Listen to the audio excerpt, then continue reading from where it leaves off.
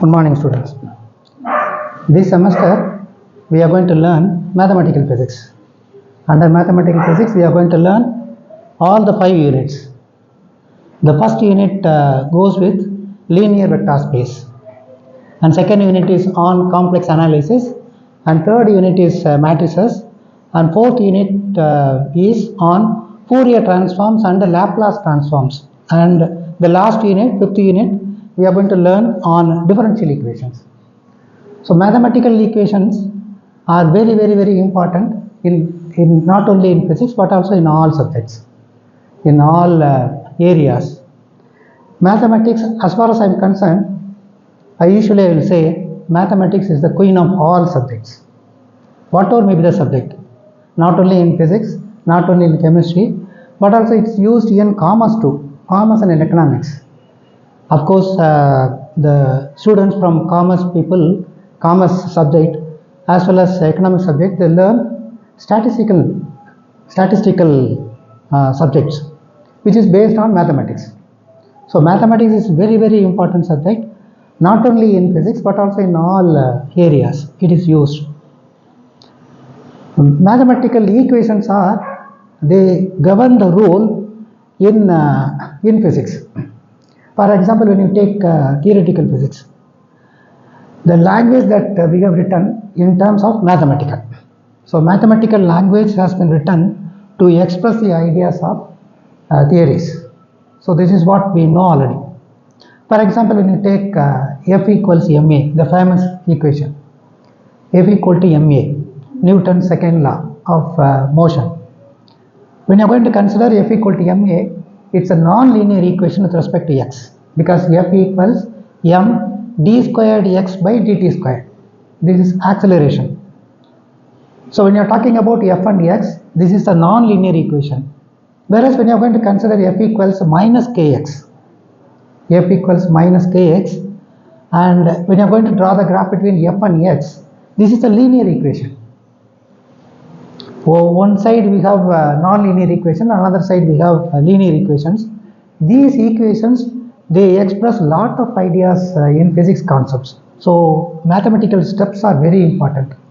It's an essential tool to bring out all the results in physics. And we know that the father of mathematical physics is Newton, Sir Isaac Newton, who brought out all the ideas about the gravitation, not only in gravitation but also some calculus, some equations in optics. So it started with Newton. So mathematical physics originated from him. So in this mathematical physics, we are going to learn the first unit on linear vector space. So in linear vector space, under linear vector space, these topics are going to be covered. So we are going to learn basic concepts of linear vector space, definitions, examples of vector space, linear independence, linear dependent vector, linear independent vector, scalar products or inner products, orthogonality, perpendicular. If two vectors are perpendicular, then we say that this is orthogonal property, orthogonality, Gram-Schmidt orthogonalization procedure. Suppose if two vectors are not orthogonal, the process, that Gram-Schmidt process, will do those two vectors as orthogonal, perpendicular to each other. Then linear operators. In linear vector space, all the operators will be there. Those operators will have the operation of linear. So linear transformation. We are going to discuss what is linear in a short while. Then dual space, Ketton-Bra vectors, Ketton-Bra notation, orthogonal basis. So those Ketton-Bra notations will be in orthogonal basis. Then we can change from one basis to another basis. So change of basis, isomorphism of vector space, projection operators, which are very important. Then eigenvalues and eigenfunctions, direct sum and invariant subspace, orthogonal transformations and rotations. So these are the topics that we are going to cover under linear vector space. So first unit we are going to discuss on linear vector space. Most probably we know that about vector space we know already. Vectors, of course, we know already vectors. Vectors having both magnitude and direction. So we know already very well. What is a space? Space means the particular region in which a set of vectors will be there. Either it can be finite or it can be infinite. So space contains some vectors. In a particular region, we have some vectors. As I said just now, it can be a finite or it can be infinite. Finite means, suppose we have to consider in a space a single vector is there. It moves in a single direction. So we call this as 1D. For example, when you take a particle that moves in a wire, it's in a single direction. So this is particle moves in single direction means this is 1D, one dimension. Suppose you are going to consider a particle that moves on the plane. When you are going to swim in the well, so we always go with the plane. So XY plane. So particle moves in the XY direction. So 2 dimension. And when you are talking about the particle which is there in the room, which has all the 3 coordinates X, Y, Z, then we can say that this is 3 dimension. And 4 dimensions, probably you would have studied 4 dimension in relativity theory, Minkowski space, in which you have 4 coordinates exist, X, Y, Z, and another one coordinate will be ICT, time coordinate, space time. So probably you would have gone through in a relativity subject. Similarly, you can go for 5 dimension. You can go for 6 dimension space, space. 6 dimension space, what we call is a space, which you are going to study in classical physics. You would have had some information about the phase space. 3 space coordinates and 3 momentum coordinates. So you have X, Y, Z and Px, Py, Pz. So 6 coordinates exist. You have 3 space coordinates and 3 momentum coordinates. Together we call this a 6 coordinate space. So even you can go for 7, 8, 9, n dimension space. So we are going to have n dimension space. N dimensions we can't imagine. So we'll have to only imagine n dimension space. So this is called abstract space. So n dimension is an abstract space. Most probably in quantum mechanics, this space is called as a Gilbert space. Gilbert space. So quantum mechanics lives in Gilbert space. This Gilbert space is nothing but linear vector space. So we are going to discuss about the linear vector space soon. Before that, we are going to have some ideas about vector space. So as I said just now, quantum mechanics lives in linear vector space. You just remember these words. Of course, we know just now that we have got some ideas about vector space. Vector space in which you have infinite number of elements will be there, vectors will be there, infinite number, n dimension, infinite will be there, and the operations that will have only linear. So we will have only linear operations.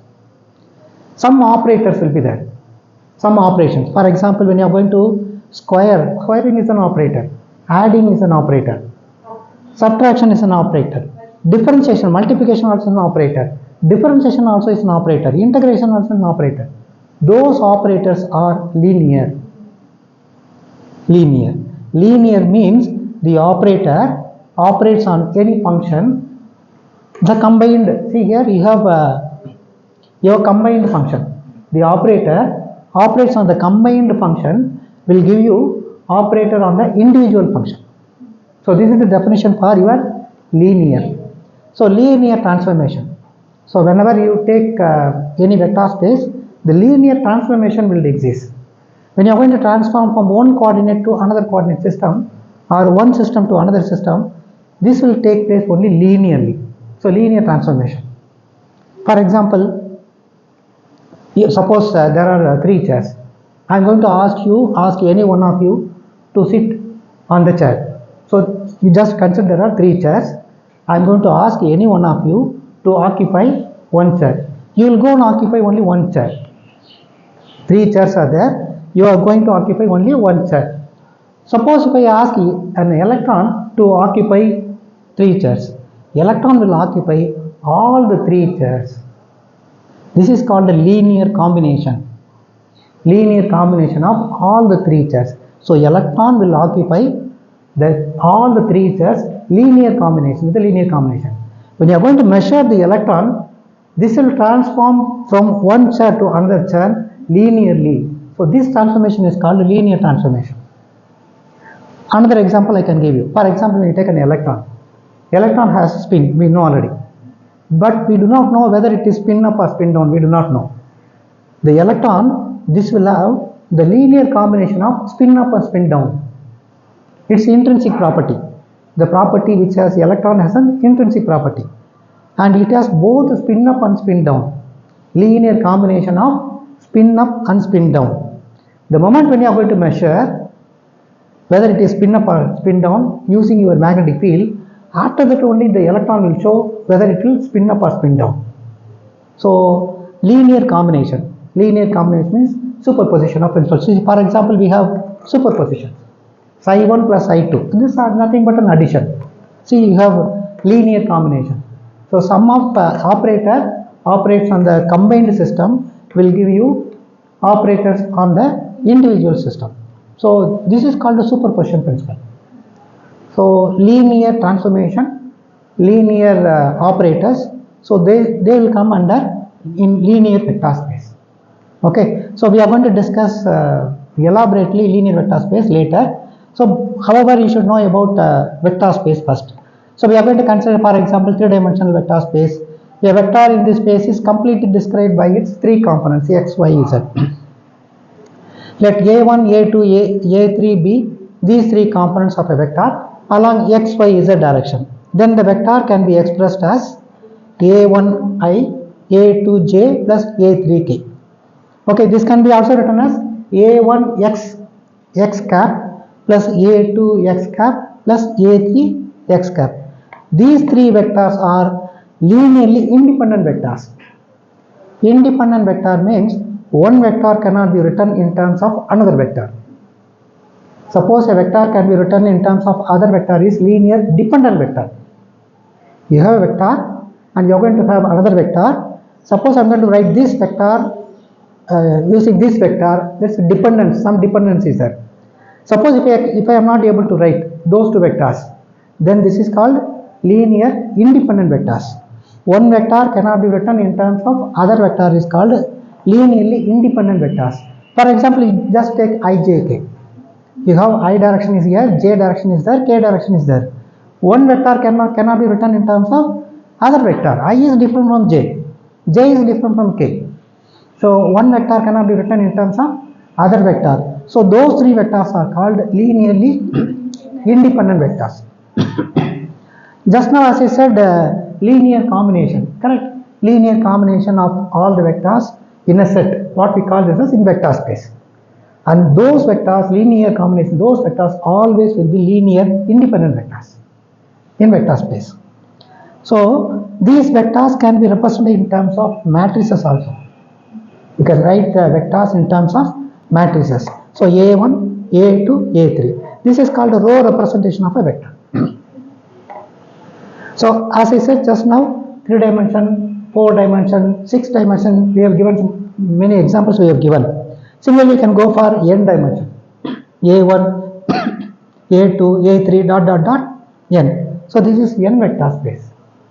So especially quantum mechanics lives in n vector space, linear vector space. And this ordered set of 3 numbers is called a 3 vector.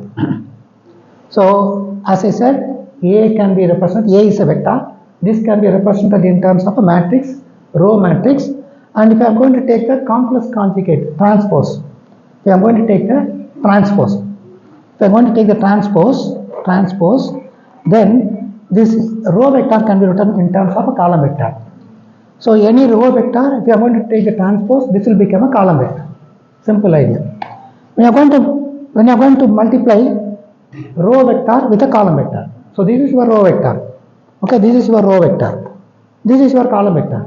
So row vector multiplied by column vector with a matrix multiplication, that will give you a1 square plus a2 square. a1 multiplied by a1, a2 multiplied by a3, a3 multiplied by a3, dot dot dot, an multiplied by an. So that will give you a1 square plus a2 square, dot dot dot, an square. So these are all numbers, so it's a scalar. So when you are going to have a matrix multiplication, with row and column, you will get a number, scalar. So what we call this as inner product. So another name is inner product. So another name for scalar product. So this is called a scalar product, which will have scalar. Answer is a scalar. Scalar is a number. Okay, scalar is merely is a number.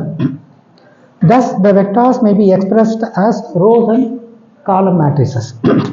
If each component of a vector belongs to a field, so this is the definition for your vector space.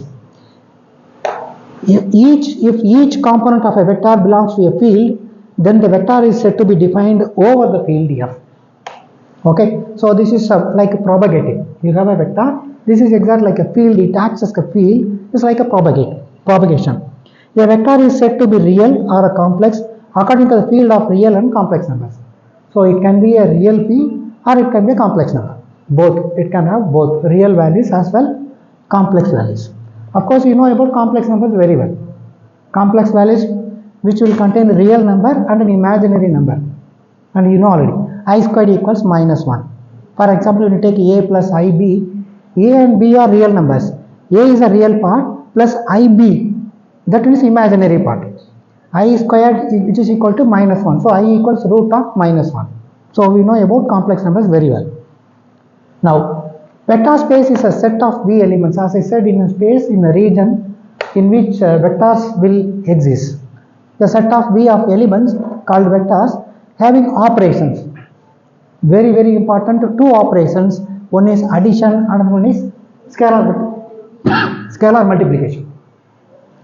So, in vector space, there exists two operations. One is addition, another one is scalar multiplication of the elements are called vectors. For example, adding two vectors. You are going to add these two vectors. U is a vector and V is a vector. You are going to add one vector with another vector. Adding a vector means you are going to add the components. Components of a vector U, components of a vector V. You are going to add the components. So U plus V, which will give you another vector that belongs to vector space. Surely it will be in vector space. I repeat, you have a vector. You are going to add another vector, you will get another vector. That vector will be always in vector space. It also belongs to vector space. So this is just an addition. Scalar multiplication. You have a scalar. C is a scalar. And U dot V. U is a vector, V is a vector. Dot stands for scalar product or inner product. A dot B is nothing but a scalar product, because you will get a number as answer as a number, A dot B. Sometimes scalar product is known as inner product. So C multiplied with U dot B can be written as C in a bracket U dot B, and C can be brought here. So U dot CV. So this is where the rule for scalar multiplication. C can go anywhere. C is a number. C is a scalar. So C can go anywhere. See, look at here. This is C U dot V. The answer is U dot CV. Both are the same. This is called a scalar multiplication. So these two rules are very important in vector space. One is addition. Second one is scalar multiplication. These two are very important. So remember, always will be using those rules. For example, when you take U, the components of U vector is nothing but minus 1, 4, 3. The components of V are minus 2, minus 3, 1. They belong to R3. R3 stands for 3-dimensional real space. R stands for real. So 3-dimensional usually in the real space. Generally will say. So R cube means R3. So this is in 3-dimension. As I said just now, 4-dimensional relativity, 6-dimensional phase space, and n dimension will be R to the power n, and these are all called abstract space. So most probably we will be using this one in Hilbert space, which will be using in quantum mechanics. So quantum mechanics lives in n vector space, Hilbert space, linear vector space. Okay, so now U is a vector given by these components, V is a vector given by these components. U plus V, you are going to add U plus V. As I said just now, you are going to add the components of any vector. So adding the components will give you this, correct? minus 2 plus minus 1 plus minus 2, that will give you minus 3. Okay, 4 minus 3 will give you 1. 3 plus 1 will give you 4. Look at the answer. It belongs to capital V, vector set, vector space. Okay, so this is the example for your addition. Okay, similarly you can go for scalar multiplication. You are going to multiply with any scalar, 3u. So u is a vector given by this, multiply by 3, that will give you this answer. This answer also belongs to V, vector space. Very simple. So these are the examples for addition and scalar multiplication. Simple example. Is it okay? Any doubt on the slide?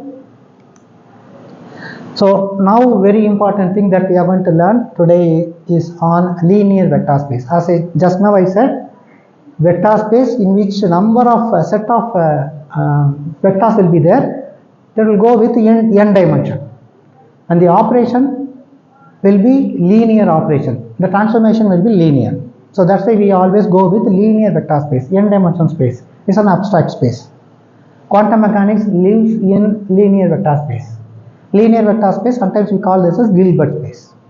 Okay, linear vector space consists of two sets of elements and two algebraic rules. So there will be two rules, two set of numbers. Two set of numbers, a set of vectors it can be, or set of scalars it will be. As I said just now, two sets of elements, vector as well scalar. Two sets of element means the vector space will contain vectors as well scalars. Then another one will be two algebraic rules. The first rule is addition and second rule is scalar multiplication. That's all. Some elements should exist in the vector space. Some elements should exist. Those elements can be vectors or it can be scalars. Okay, rules. What are the rules? One is addition, another one is scalar multiplication. Okay, so if they oblige these two, what we call this as linear vector space. Okay, first we will go with addition. Some properties it has to obey some properties. What are the properties? One is addition. 1 minute, yeah. No, not necessary.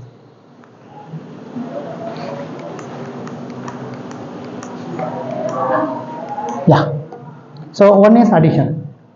So we have 4 vectors. So sorry, 4 properties. 1, 2, 3, 4 properties. Addition is commutative. Commutative property. So commutative means u plus v equals v plus u. You have a vector, you are going to add with another vector, you have a result, and you are going to interchange and add, you will get the same result. That's called commutative for addition. So we are going to talk about only addition. Okay, addition, under addition we have some properties. Okay, then addition is associative. Associative, surely there must be 3 vectors associative. You are going to add the first 2, then the remaining one, which will be equal to, you are going to add the last 2 and the remaining one.